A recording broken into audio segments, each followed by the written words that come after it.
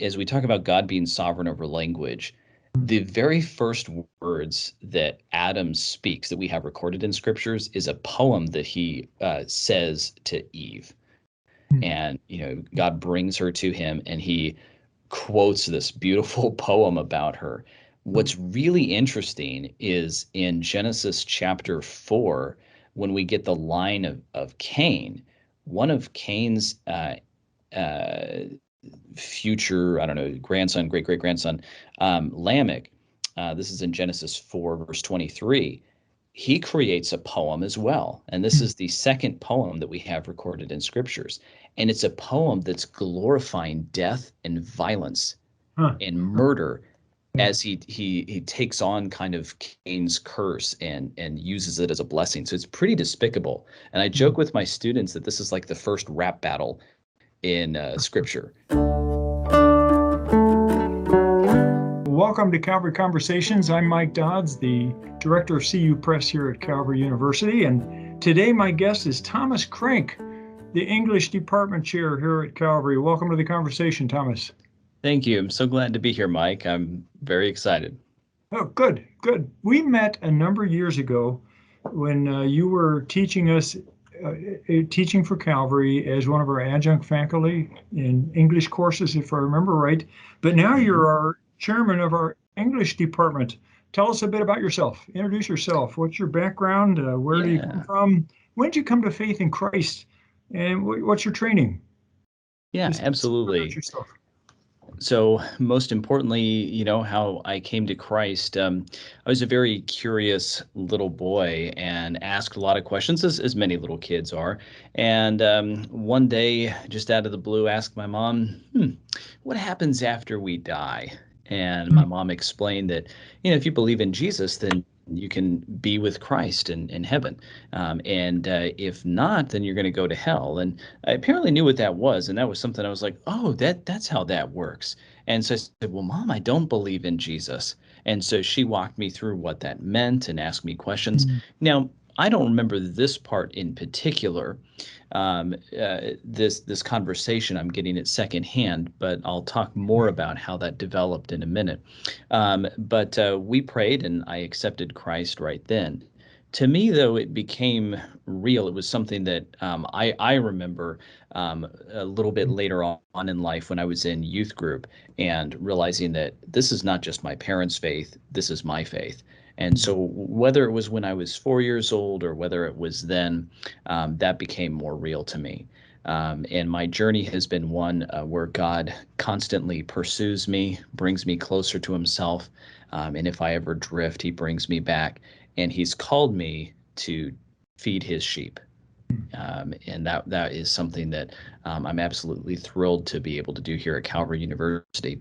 I have a master's degree in composition and rhetoric, with some creative writing background, as well as a master's degree from Calvary University, in fact, in Bible and theology. So I get to, be have experience in both areas and bring that here to Calvary. Cool. What you say rhetoric? Where have you taught? I know you've taught a few other places and been involved in helping people in English and writing. Yeah, so I started out my teaching career actually in high school, where one of my best friends was getting ready to fail English. And I don't know why, but my English teacher came up to me and said, Thomas, can you sit down with this guy and just help him through his last paper? And so I didn't think much of it. I just sat down and was like, here's what you need to do, man. And we figured it out, and he was able to pass the class.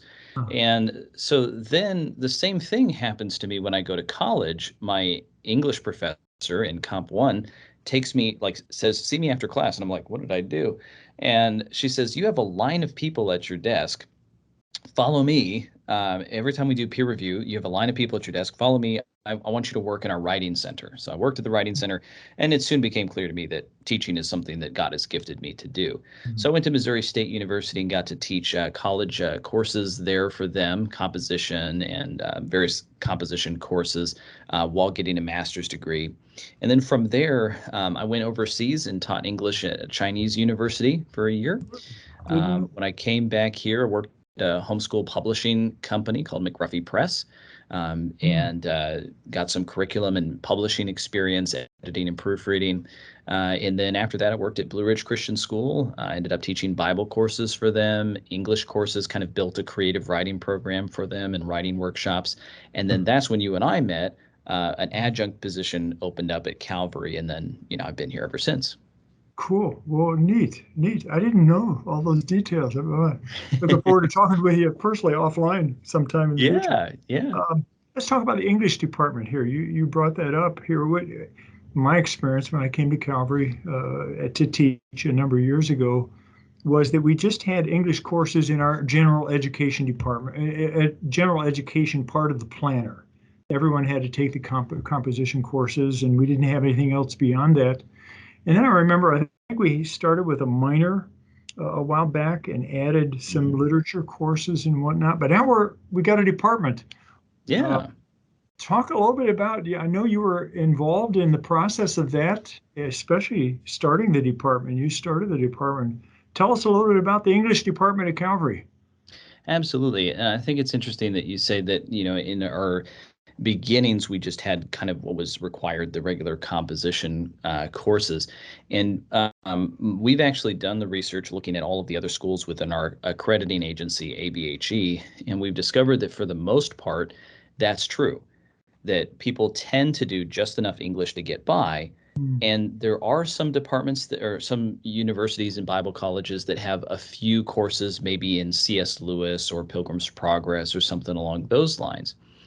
What we're doing at Calvary is we're providing a biblical basis, and we can maybe talk about this a little bit later, biblical basis for the study of literature and creative writing. And I think it's a fairly unique program in truly looking at all literature from a biblical perspective.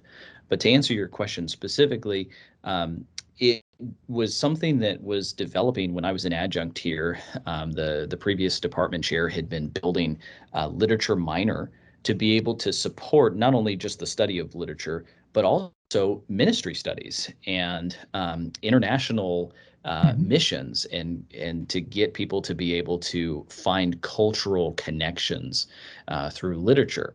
And then from there, when I came on board, I had some skills in composition and creative writing. And so I said, well, let's see if we can build out a creative writing minor. And then between those two minors, now a student at Calvary can actually get a interdisciplinary major between literature and creative writing. Mm. Cool. And so that's where we're at right now. What degrees does Calvary have in this area of English or literature or?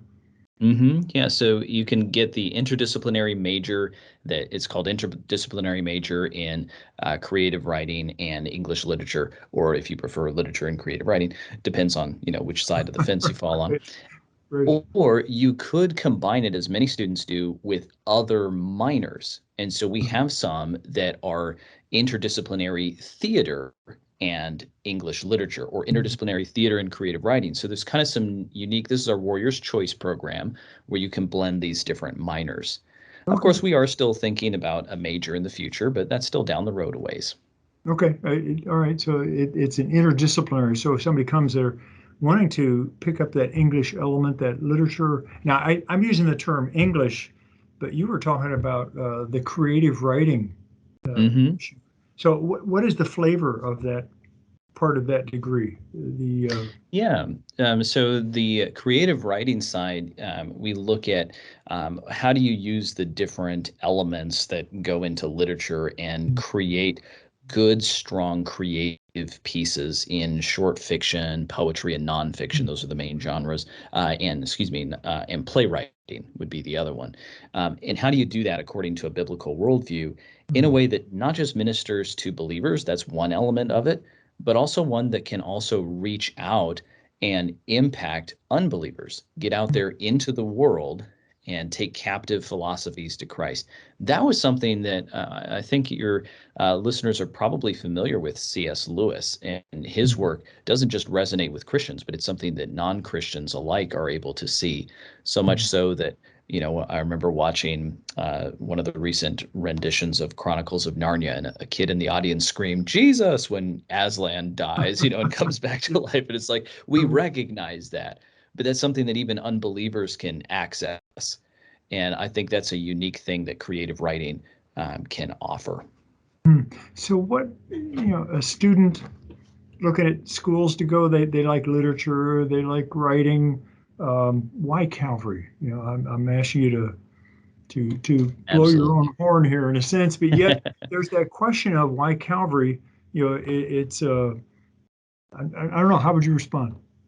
Yeah, so in our program, we approach everything from the biblical worldview. And I think the philosophy of the English department pretty much is the Apostle Paul in Acts 17 as he walks into Athens. And Athens, of course, being a really big economic hub, philosophical hub, art, science of the day, all of these kind of things. And what we see in the scriptures, this is Acts 17, verse 16. He walks into Athens and it says he's disturbed or provoked inside of him as he just sees the rampant idolatry. Hmm. And so he walks into this pagan culture and he sees that. Then it says that he examines the idols, the altars. And then, of course, we know very well his speech on Mars Hill as he's teaching and preaching to those in the city. They say, "Hey, come and talk to us." And he starts with the altar of the unknown God.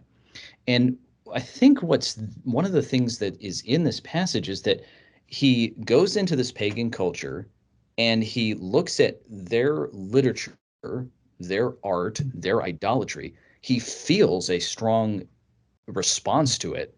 This is not good. This is evil. But he doesn't stop there. He studies it, not for personal gratification, I'm sure, but to be able to, like, how does he get the altar of the unknown God? Because he studied it. Mhm.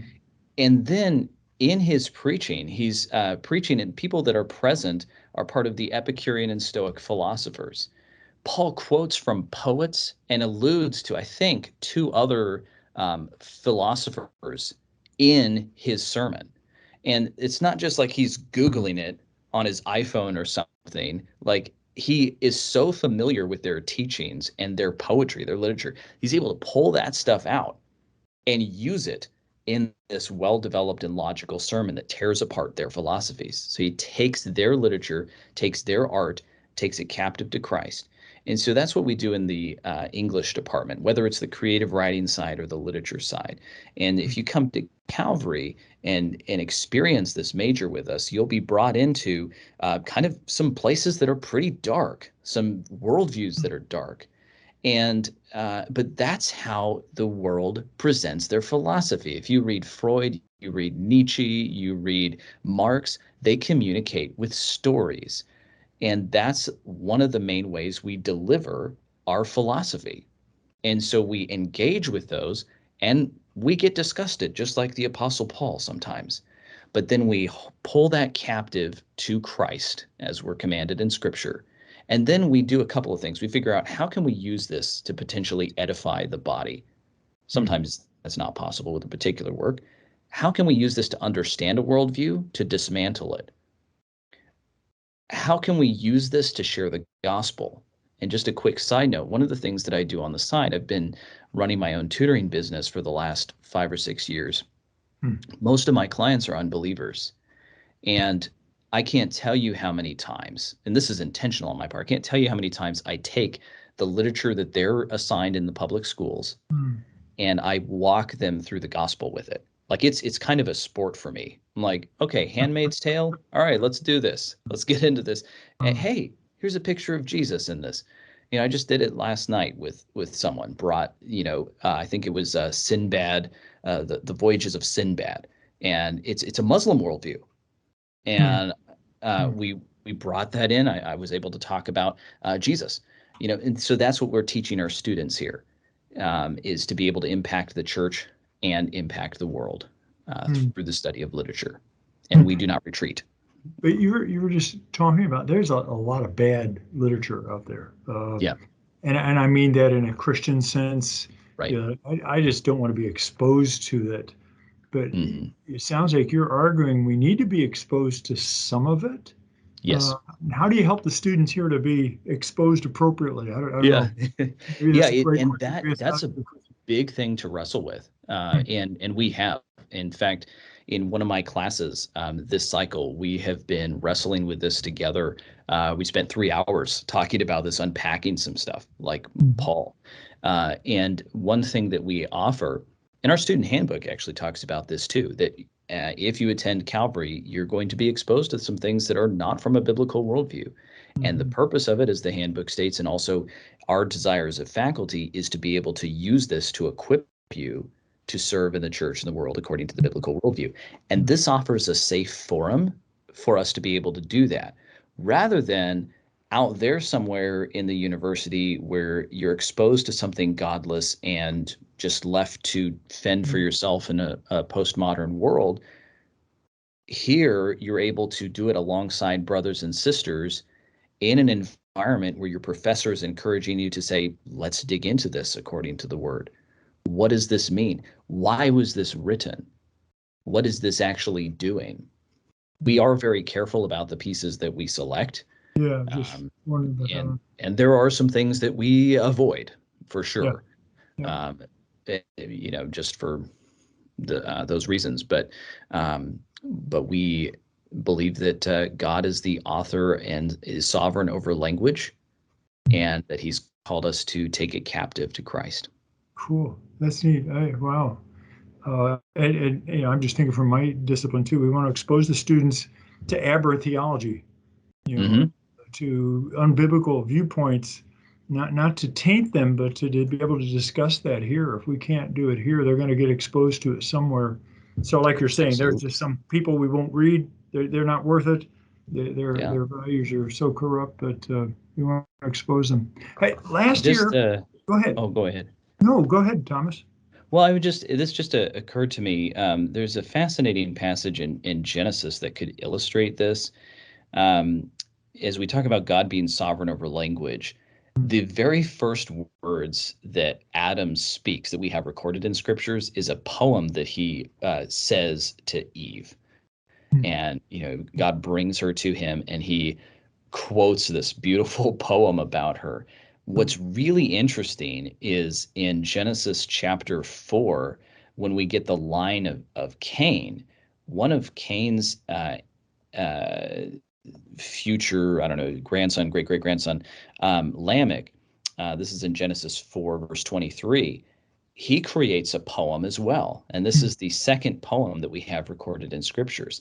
And it's a poem that's glorifying death and violence and murder as he takes on kind of Cain's curse and uses it as a blessing. So it's pretty despicable. And I joke with my students that this is like the first rap battle in scripture between Adam. I mean, they're not directly talking to each other, but the idea here is that God's included this in our scriptures. Let's read it, understand the view that's behind it, and then look at the contrast as God is redeeming the line of Seth and what the truth actually is. And so I think the scriptures are full of examples, whether it's this or whether it's the Apostle Paul in Acts 17 and multitude of others, where we see people capturing pagan ideas and literature and taking it captive to Christ. Yeah, taking every thought captive for the cause of Christ. Last year, you started a new, it's sort of like a journal, The Warrior's Pen. Here, people can see it online. Tell us a little bit about that. What's The Warrior's Pen all about? Who contributes? What do they write? Yeah, it's a fantastic journal that we've been able to start. And I thank you again, Mike, for your help in getting this started under the CU Press that you're directing. And it was something that was originally in our vision for the English creative writing program, that arm of it, because we don't want students just writing in a vacuum. We want them to be able to write something and then it to have a meaning, like you can get published here at Calvary. This is a great opportunity. And it's not just for the English department. In fact, anybody at Calvary, student of all levels, freshmen are welcome, graduate students, seminary students, faculty and staff, everybody is welcome to contribute to the Warrior's Pen. We're looking for essays, short stories, could be creative fiction or nonfiction, poetry. Right now, those are kind of the main genres. So last year we had students submitting biblical studies essays, literature analysis essays. We had short stories and poetry.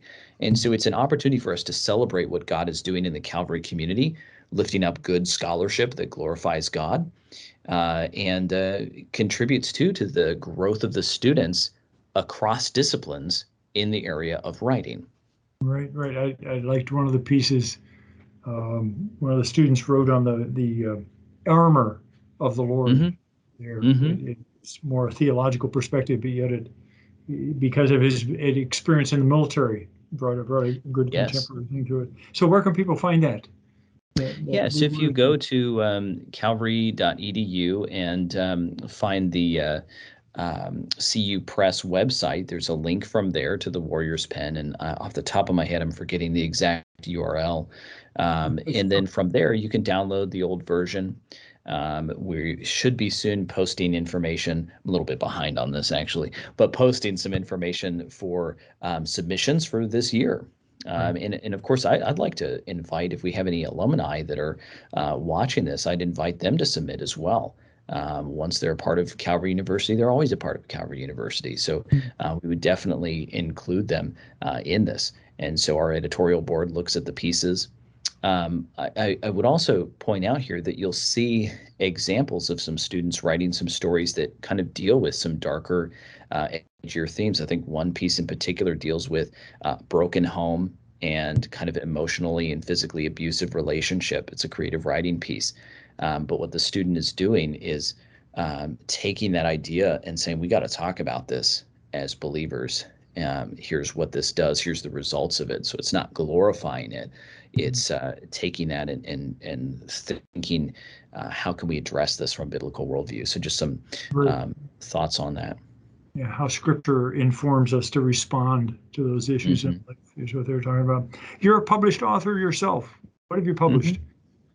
Yeah, so ironically, I have a couple of poems that are published, which, if you had known me in high school, I hated poetry. And of course, I teach it now. I love it. It's one of my favorite things to teach. And so I joke with students, it's like I can't publish the thing I truly love, which is fiction. Yeah, I haven't published that yet, but I have sure published some poems. But I wrote a couple of books, a series called The Writer's Sketchbook. Mhm. And it's for students that are interested in creative writing, or students who are at home and need an extra outlet for writing.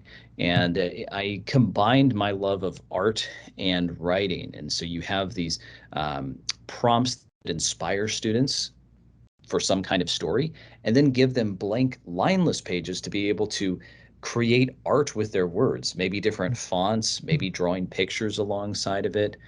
I've also included a lot of writing games that we use here at our creative writing program, and then I also have used with high school students and homeschool students as well, just to get them engaged. There's nothing more fun than writing a story and then rolling the dice and having something unexpected happen, and then Mhm. write about that as well. And so kind of game-driven stories. So I published two books in that series at McRuffy Press. Oh, McRuffy.com is the website if you search for sketchbooks. So okay. and that was the place where I actually got to work for a short time too. It was a lot That's of fun. good. Cool. Hey, now you're an English prof, and I Hmm. think you see everybody's writing when they apply. I heard you talk in one meeting that that's one of your tasks is as a student is applying, they have to present a writing sample, and so you're going to see everybody. What would be some words of encouragement to a potential student, Calvary, anywhere in college, or maybe parents are listening here and they're going, well, I don't know if my student's ready to write on the college level or not. What kind of preparation? What would you say to them? Definitely. So I want to give a word to the parents first that are watching. One trend that we're seeing right now is students that are being homeschooled or in the public school, even in Christian schools. Um, Not in every case, but in many cases, students are getting fewer and fewer opportunities to write. Hmm. And writing is a critical skill. There have been lots of reports recently of graduates being unable to find jobs, graduates in college, due to communication skills. They Hmm. don't have the communication skills. And why is that? Well, part of it is because they don't come in with the strong enough communication skills coming into colleges. And the best way to address this is to get your son or daughter writing as much as they can outside of school. So if you're a homeschool parent, make sure that you don't just have them doing reading and literature assignments. That is fantastic. That is super important to do, of course, but also get them writing. Get them writing about everything: journaling, writing about the scriptures, taking sermon notes, writing creative pieces, writing poetry, writing letters to Congress people, whatever it is that you can do to get them interested. And this, by the way, is why I published the Writer's Sketchbook series, because I noticed that people just struggle with writing. Hmm. And I wanted to provide a fun way for people to get into writing and be prepared. Hmm. And that is probably the number one thing that I see coming in, is that people are struggling with writing skills.